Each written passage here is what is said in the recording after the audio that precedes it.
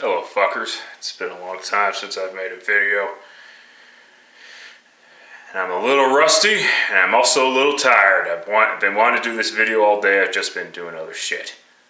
It's been a long time since I've made a video. And I'm very fucking tired.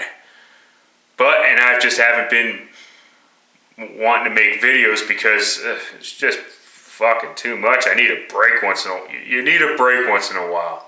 I shouldn't be making a video now, but let me get to it. Expect this video to be long and fucking boring and bullshit like that. Let's get to it now. But let's get started with DeSean Jackson. And the saga. And the DeSean Jackson saga.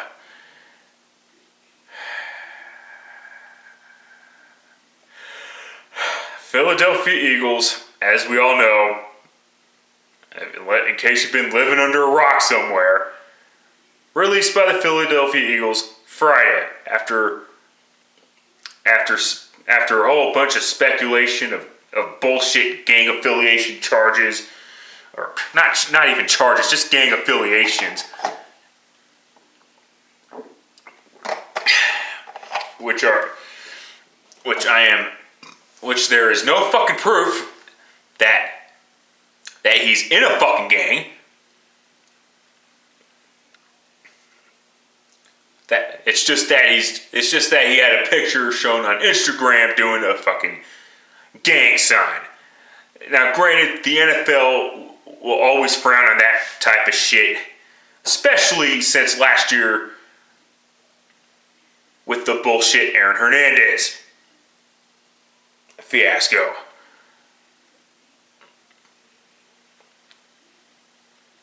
But I believe that the Eagles released him mainly because they just got sick and tired of the headache. But the Eagles needed to release him, and DeSean Jackson needed this release because he needs to grow the fuck up. It's just simple as that. It sucks for Eagles fans because he was obviously one of their better players. I mean, he's not the best player. He's not the best player on the Eagles team. That would be LaShawn McCoy. Just look at his touchdown numbers compared to DeSean Jackson the past 3 years, and you'll understand why people will say that. And that's the thing. DeSean Jackson, he was never a good wide receiver. He was a good wide receiver. I mean, I'll take that back, but he wasn't. But when you look at his numbers before 2013, he never had a 70 catch season. You know? And he has never caught 10 touchdown passes. You know? And then the last 3 years and then the previous 2 years in Philly were complete disasters. He fucking gives up on it. He fucking gives up when the team is struggling. Well, why should he have to give it 100% when the team is still struggling? It's his fucking job.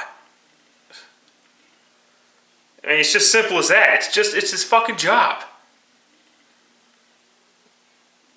Now, what this means for the Washington Redskins? Absolutely nothing. They improved their offense. Great. I mean, now granted, and that's the thing, Chip Kelly can end up looking like a complete fucking jackass. They're not going to forgive Chip Kelly the way they forgave Andy Reid all those years, because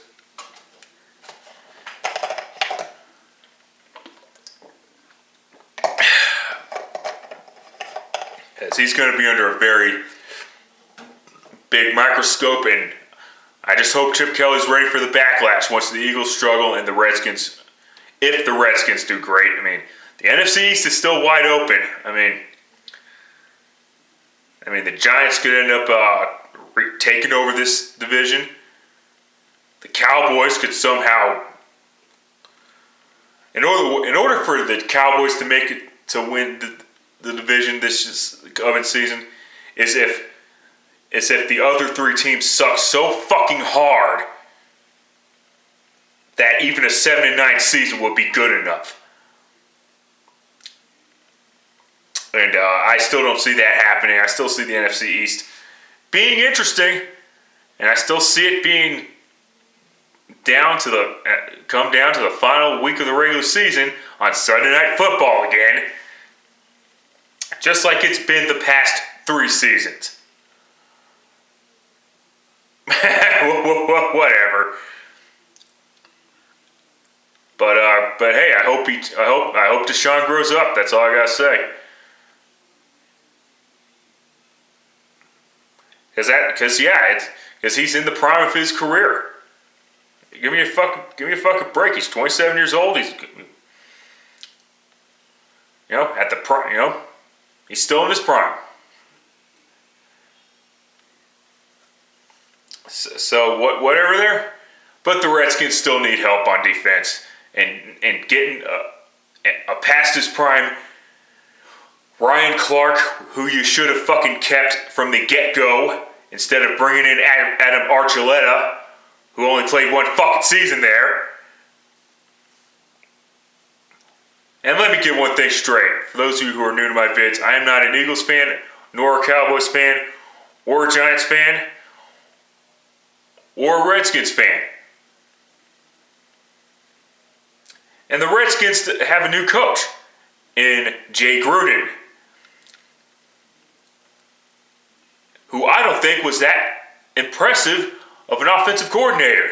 Because if he was, he would have finally found a way. He would have finally found some plays to get on the offensive side of the ball to finally get over the hump in Cincinnati. Does Andy Dalton deserve blame? Yeah. But some of the blame has to go to Jay Gruden too. That's just my take on it.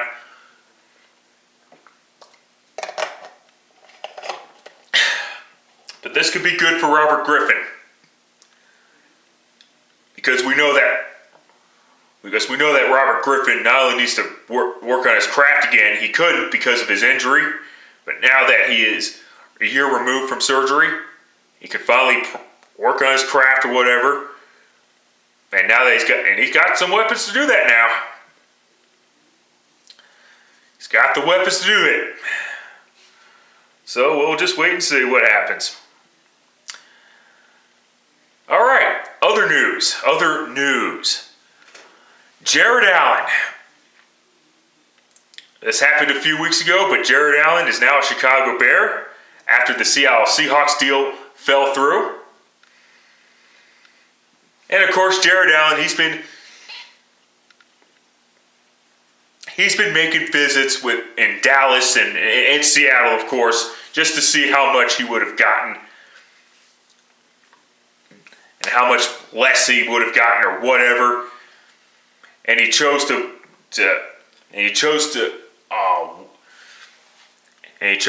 go to Chicago, and Seattle would have paid $1 million less money. So it's not that much less than he would play in Chicago. I actually think this is a good signing by the Bears. I think it's a good fit for Jared Allen. For one thing, if he stayed in Seattle and signed the contract in Seattle, he wouldn't see the field much. Because Seattle has all the depth. Granted, that some of that depth has been chipped away by Jacksonville, who's been doing a good job in free agency so far. Let's just see how the draft goes. But I've got no problem with what Jacksonville's doing, especially in that wide open AFC. What else? But back to. Let me get to the fucking point. Back to Chicago. This is a good signing because they already signed Lamar Houston. you know. And now you got Jared Allen on the other side. An already established pass rusher and one promising up-and-coming pass rusher whose best years could still be ahead of him. So you can't double-team everybody. You know? And no, Green Bay should not have gone after Jared Allen. Jared Allen is a 4-3 defensive end, not a 3-4 outside linebacker. Just like DeMarcus Ware in Denver. You know, DeMarcus Ware is a 3-4 outside linebacker. As opposed, not a 4-3 defensive end, which is what they're going to ask him to be. Of course, the good news is he's got Von Miller on the other side, and he can make plays for other guys. Like I already mentioned that. Not mentioning it again. Okay. Continuing.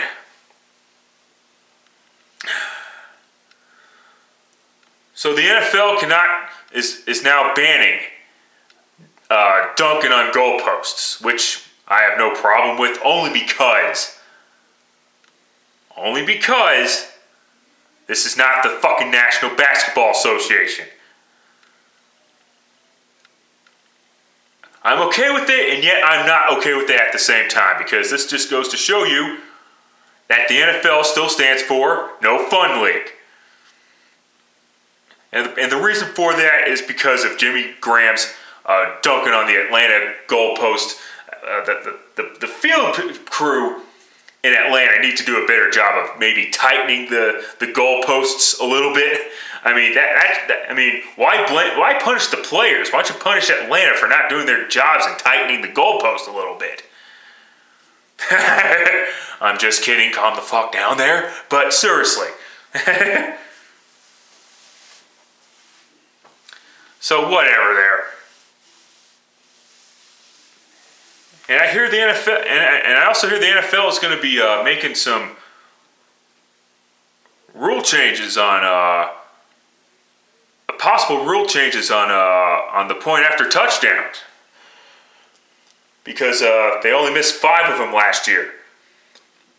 Yeah, point after touchdown has been pretty much automatic, so they're trying a new strategy in preseason or experiment. Have the point after touchdown mark go from the 2-yard line to the 20-yard line. They'll try that for the first 2 preseason games. I think it'll be a success. I think it will be a success.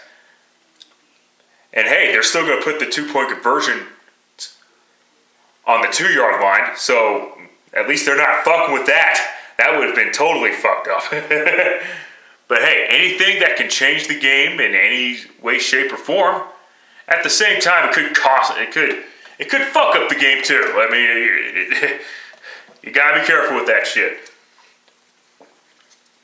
But since there's been talk of getting rid of the point after touchdown and just making it 7 points when you score a touchdown, unless you want to go for 2. Which, I don't know how the fuck that's supposed to work. It's like, okay, what the fuck's that? One deal that did fall on his ass completely was the owners. What was the proposal to move the kickoff, from the 35-yard line to the 40. Thank Christ that fell through on his fucking ass, but Jesus Christ. Are they really trying to send the message that they want to get rid of the kickoffs? Jesus fucking Christ. Whatever. What else happened? Oh yeah, they're going to...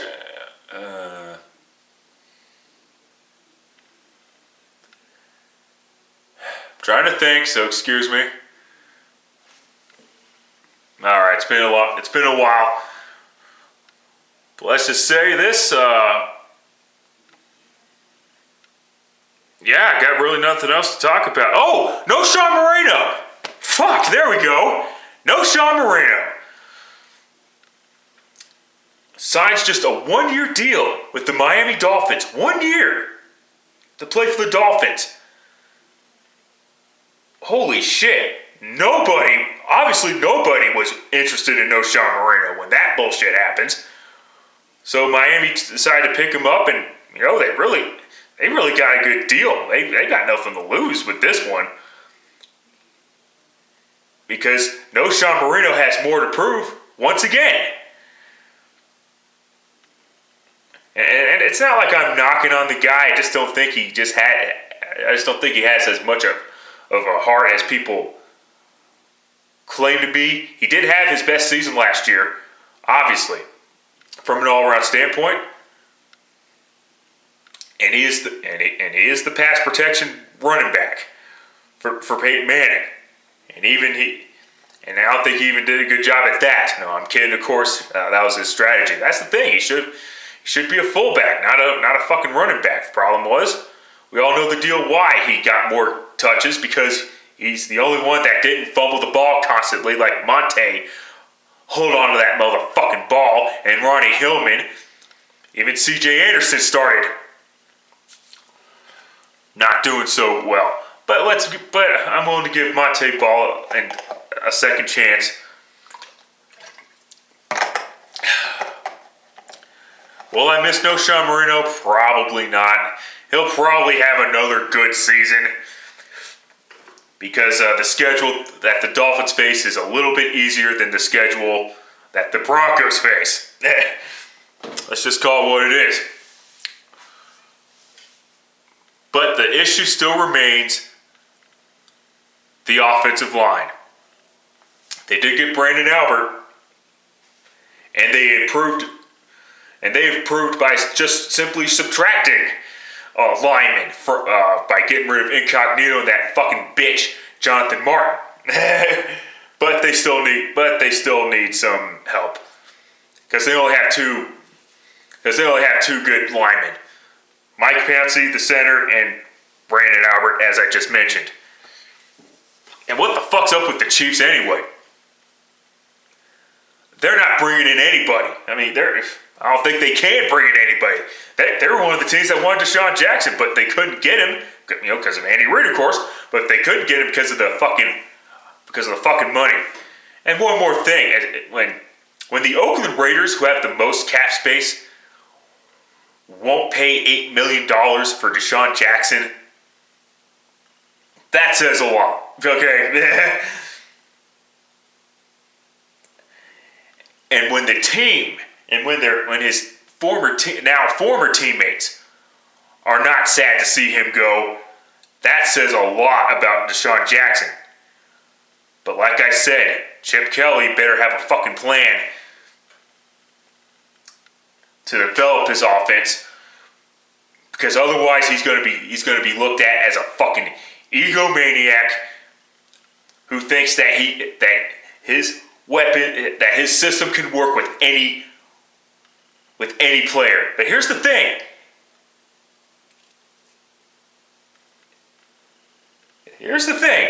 The system is only as good as the players around it. Simple as that. I'm just going to leave it at that. This vid's gone way too long, and it's way too fucking boring now to begin with. But anyway, I am back. I hope I make a better video next time. I hope to make more videos in the fucking future. So, until next time, later, fuckers.